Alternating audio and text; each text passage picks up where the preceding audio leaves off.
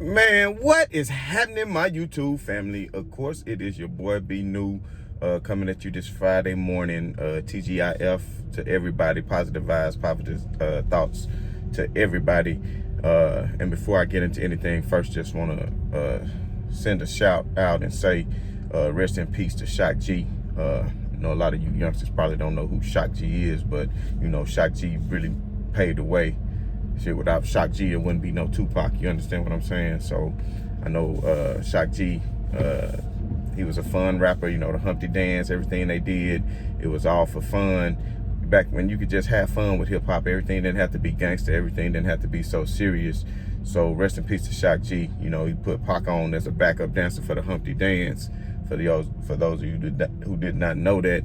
And then one day he just said, Pac said, yo, let me get a verse. And you know, they had did the movie with Chevy Chase and they gave Pac the verse at the end of the same song. And Pac rocked it. And I can still say the song to this day, but Pac rocked the last verse. And then of course Tupac later on came back and put Shock G on in some of his songs and let him produce So Many Tears. And also, you know, put him on I Get Around. So Pac always tried to pay it forward, you know, for people who put him on. He did not forget about them when later on in their careers, when Pac actually took off and surpassed Shock G to the umpteenth power. But anyway, just wanted to start it off like that. I ain't want to waste too much of y'all time, but we can definitely talk some hip hop another time. But as we all know, yesterday, Anthony Davis came back and played for the Lakers. And he said he was at 100%. And to be honest, he looked at 100% to me as far as his agility, his movement. He looked like he was in game shape because you can tell he wanted more minutes. But of course, they have to limit him and kind of get him back in. I don't know if I necessarily agree with that, but I guess that's just part of it, just to test it, because you don't want to give him too much and then all of a sudden something were to happen and he get a major setback. So at least just let him, you know, 15 to 20 minutes, let him try it out and see how it feels. And of course, he will still be on the minutes restriction when they play Dallas again on Saturday. So Porzingis did turn his ankle pretty bad yesterday, and it was surprising that they let him play the second night of a back-to-back, which that shows Porzingis' health is getting a lot better, and they have more confidence in him by letting him play the second night of a back-to-back. And it also showed how important Dallas was taking this game as far as seeding, because Dallas feels like if they can win both of the games against the Lakers and they can mess around and get that 6th spot, because of course Portland is struggling themselves and they feel like they can get in that 6th spot, then they'll be safe, and then they could play maybe the Clippers in the first round without having to have a play-in game. But be careful what you wish for regardless. But anyway, it would be an interesting matchup if that were to happen. But at the end of the day, just to focus on that game, Anthony Davis, what I noticed, the key points that I noticed in the game is Andre Drummond is getting off. I mean, he had 19 rebounds. So just think about that for a minute. Andre Drummond had 19 rebounds. Well, you know, when LeBron gets back, he's going to get his rebounds. And Anthony Davis is going to get his rebounds. It's going to make it very easy for Andre Drummond to get off his rebounds, because Anthony Davis loves playing on the block. I mean, he can spread it out, but he's still old school big man to where he really wants to get that ball in his sweet spot down on the block. And Anthony Davis really likes to get it on the left side of that block more so than the right. And Dallas knows that, of course, in the scouting report, so they do what they can to kind of push him over to the left side, to the right side of that block. But nonetheless, whenever Anthony Davis attempts a shot down in the paint, then Andre Drummond is well aware and already is going to start fighting for floor spacing and boxing out in order to get that offensive rebound in case Anthony Davis missed. So whenever you have, it almost reminds me of, and I know maybe some of you all don't remember this, but it reminds me of the Twin Towers. And I hate that, you know, Tim Duncan came, he was real young, and David Robinson was actually on his way out of the league, but he was still, you know, a formidable opponent as far as playing him in a one-on-one matchup night in and night out, up until the point that he retired. Of course, he did slow down because Father Time, as we all know, is undefeated. But at the end of the day, that's what that kind of reminds me of, David Robinson and Tim Duncan, like a Twin Towers situation, kind of like you know, that they had before in the 80s with Elijah One and damn, what's my guy name? what's my guy name? Y'all know who I'm talking about. But anyway, that never worked out for them anyway, because as you all know, Elijah One didn't become successful and win his championships until later on in the 90s. So anyway, at the end of the day, Andre Drummond and Anthony Davis is a good pairing in the paint. It's a damn good pairing. And you got to realize when LeBron James comes back, then LeBron James is going to orchestrate the offense in order to get Anthony Davis the ball where he needs to get the ball. And you're going to see a lot more pick and roll. But at the end of the day, I like what I saw out of the few minutes that Anthony Davis did play. Now, of course, he was rusty, so I hope nobody was really expecting him to come out and get 20 or 30 points in 15 minutes, or even 15 points for that matter. But I think he definitely made his presence felt on the defensive end of the floor. You know, he had a steal, had a good block on Porzingis. He filled the passing lanes. He rotated well, nice off his man whenever he was on the weak side to help. He did everything that he does defensively, and actually one of his steals led to easy fast break bucket, and that's what we're going to expect to see a lot more of, especially when LeBron James comes back. KCP played a good game last night, finally. Well, he's been playing better as of late, but he shot the ball really well last night, 50% from three. I want to say he was 6 out of 12. And then you got to realize the Lakers still only lost by 5 points. And Markieff Morris, he was 0 for 5 from three-point land. So if Markieff Morris would have just made a couple of more free throws, then the Lakers could have won the game. I mean, a couple of those three-pointers, they could have won the game. But speaking of free throws, that's where the Lakers really fell off. I think they could have guarded Luka a little bit better.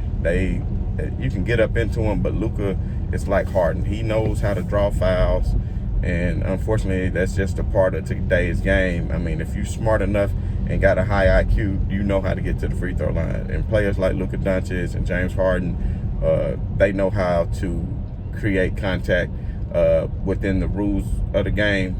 So you cannot be mad at them, because that is the rules, especially like the swing through when a player puts his hand there. I mean, they're smart enough to do those sorts of things. So at the end of the day, the Lakers, I think, just fouled them way too many times. The Lakers had 28 fouls. And Dallas, I think, only had 15 fouls for the whole game. So you're talking about one team having 28 fouls and one team having 15 fouls. That is a huge disparity. And I'm not saying that the refs were calling it wrong, because you could tell early on in the game that they were going to call the game close. And once you saw that that's how they were going to call the game, that, you know, I think the Lakers could have been a little bit less aggressive as far as on the fouling, you know, because when you give a team so many free throws, 36 free throws, you know, and think about it, Dallas missed 10 of those. So they was 26 out of 36 from the free throw line. And if you give a team 36 free throws and you only attempt 17, which the Lakers did pretty good from the line last night as far as percentage-wise, because they did make 14 out of 17 of the free throws. So that was good. But when you let the other team attempt 36 free throws, then it's not a big chance that you are going to come away with a victory. So, you know, don't panic. You know, for everybody who thought the Lakers should have won last night and Anthony Davis was coming back and they still end up taking the L, it's still no big deal, because as we all know, Portland is still behind the Lakers, I want to say, by a game and a half, and Dallas is still behind the Lakers by 2 games. So with that being said, if the Lakers, especially with Porzingis probably going to be out Saturday, if they can go ahead and take advantage of that, and then of course Anthony Davis is going to have some of that rust wear off, because a lot of the things of what you saw with him missing those shots was just rust, and I say pregame jitters, even though he said he didn't have any jitters and he was hyped up and ready to go. I mean, after not playing for 2 months, you will have to think that there were some jitters, because some of those shots was looking pretty bad as far as the 15, 17-foot shots that he was taking. But once those start falling and you get old Anthony Davis back, because it looks like he was in good shape. He said he felt good. I know he'll be able to tell this morning if he has any kind of soreness or anything like that. And if he feels fine and he's really 100% healthy like he says he is, when he starts playing 4 minutes, think about it. He only played 16 or 17 minutes last night, you know. So with that being said, and plus you also have to think about this: the Lakers haven't been used to playing with him. So if you really think about it, that kind of threw off the rhythm of the starting lineup too, because they haven't really had a chance to play with him in so long, especially the last lineup, especially with Schroeder. He's new this year. And then Marc Gasol was the starting center. So now you got a new center in, Drummond. AD has never played with him before. And then you have, Schroeder and everybody just trying to get acclimated to the lineup. And then, of course, with Kuzma being in as a starter, you have to realize that he's not normally the starter. That would be LeBron. So that's just, things that the Lakers have to work out. But I would imagine that that LeBron probably going to be coming back within the next week or so. And the Lakers got a couple of tough games ahead of them as far as, Dallas. But then after that, it gets a little bit easier. After that, it gets a little bit easier for the Lakers, because I think they're going to go ahead and take care of Orlando, Washington, Sacramento, and I believe Toronto, if I'm not mistaken, are the next 4 games after that.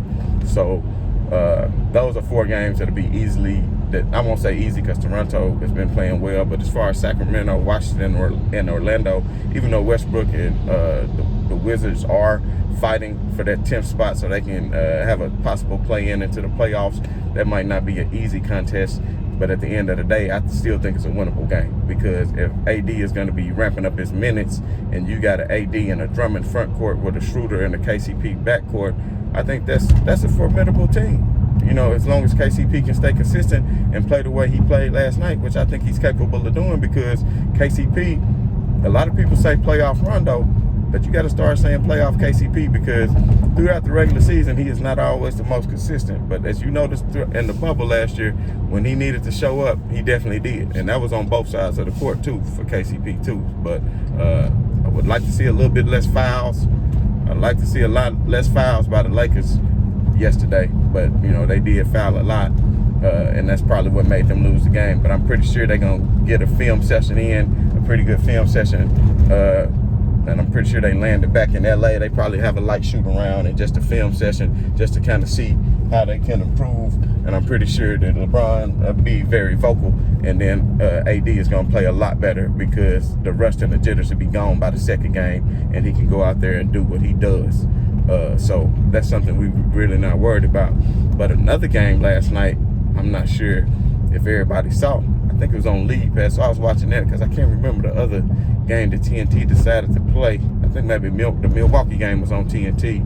The Milwaukee Bucks was on TNT, and of course we all know that they won, but they was playing the 76ers, and the 76ers didn't have Ben Simmons. So with that being said, it wasn't a surprise that Milwaukee came away with the victory.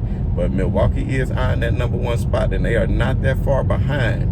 They are not that far behind Brooklyn for the 2 spot, and trying to take the number 1 spot from Philly. So that was an important game to them, because Philadelphia is holding on to that spot, and that's something that they want right now.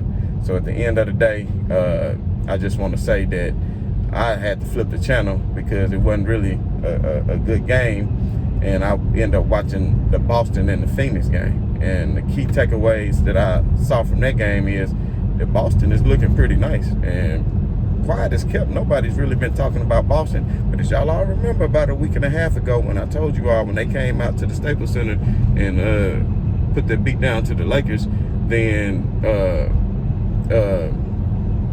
I thought that they was on the upswing, and they really been playing well.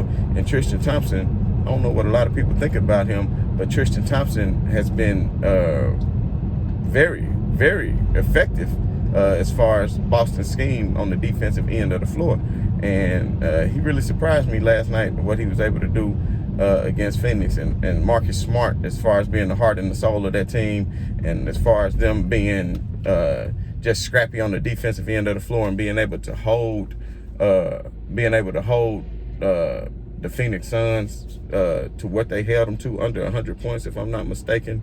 They didn't even get 90 points. I want to say the final score was 99-86 or 99-87 or something like that.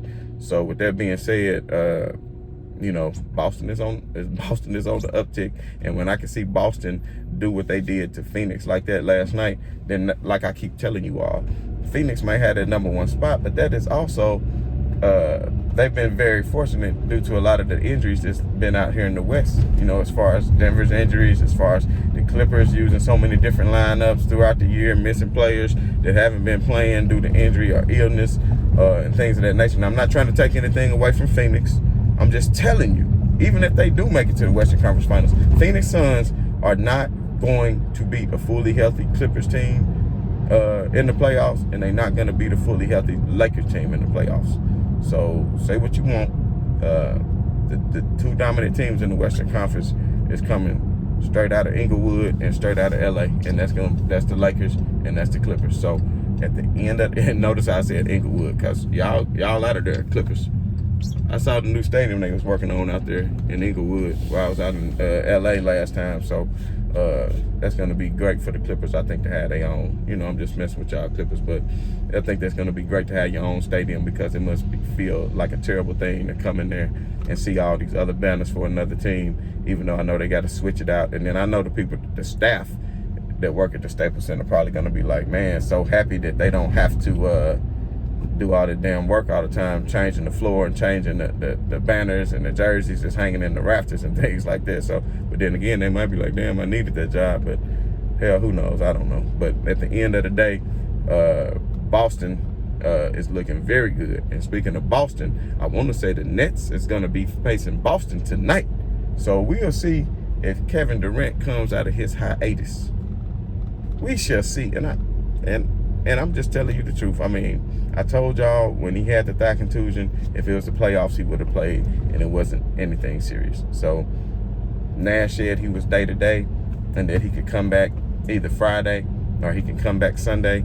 But I want to say that since he probably scared of what Boston is doing right now, no, I'm just playing, I would like to see him come back and play tonight against Boston because that would be a hell of a game to watch. So that'll be something that I'll be keeping an eye on throughout the day. If any of you see the news or what the starting lineup, if it's actually announced that he will be playing, please go ahead and put it down in the comments and let me know. And then, of course, another great game, which I'm hoping if he doesn't come back for that Friday game, maybe he'll come back for the Sunday game because they will be taking on the Phoenix Suns. And with them taking on the Phoenix Suns on Sunday, we'll get an opportunity to see what Brooklyn is really made of, taking on the #1 team in the Western Conference record-wise. Well, no, I'm sorry. I forgot about Utah. Why do I keep... No disrespect to Utah, I'm sorry. Phoenix Suns, the #2 team in the Western Conference. So, record-wise, and we can see what Kevin Durant can do with them. So, with all that being said, the Blazers is right behind the Lakers as well. But what the Blazers are looking at now is a 1-1 with the Memphis Grizzlies. And the way Memphis is playing, I think that Memphis can at least split those games with the Blazers coming up. Even though I know Memphis didn't look good the other night, they were actually up on the Clippers minus Paul George, minus Rondo, minus Kawhi Leonard. And they were up by 20 at one point, and then they turned around and started playing down to the level of their opponent and end up losing that game because they started disrespecting the Clippers because they felt like, hey, these some G League or bench players and we up on them. And that's what young teams do sometimes because the Memphis Grizzlies, they are a very young team. They are 21, 22 years old for the most part, most of the team. And that's what I like about them. They're a young, scrappy team. But mark my words, they will split one of those games with the Portland Trail Blazers this weekend. And that'll keep the Lakers above Portland. And if the Lakers can go ahead and beat Dallas, that'll keep them right where they need to be. And like I said, the next 4 games with the Lakers should be not as tough because they'll be taking on Orlando, they'll be taking on the Kings, they'll be taking on Toronto and Washington. So then I think LeBron James will come back on May the 3rd, right after those 4 games, and play against the Denver Nuggets that Sunday. And when he play against the Denver Nuggets that Sunday night, then y'all going to see what the Lakers, because by that time, everybody be grooving. And the thing about LeBron James, he might have a little rust. But one thing about LeBron James, don't really see too much of a minutes restriction because of an ankle injury. So I would expect to see him come back fully healthy and ready to go as soon as he comes back. And then it's going to be time to rain hell down on the league, like I've been saying that the Lakers are going to do. So with all that being said, the Lakers will be, at the end of the day, if I had to, what I really want to do is make a video and put all the teams' records. And what I can do is, and give you what my thoughts is, how the records are going to go. And actually, matter of fact, that's what I am going to do. If I get a little bit of time this weekend, I'm going to look at all the playoff teams in the West and in the East and make my prediction of where the seedings is going to be, and make my predictions of what the playoff bracket is going to look like and what the play-in bracket is going to look like. So anyway, happy Friday to everybody, man. I just want to wish everybody peace and much love, positive vibes, and as always, right on to the real, and much love to them haters. I'm out.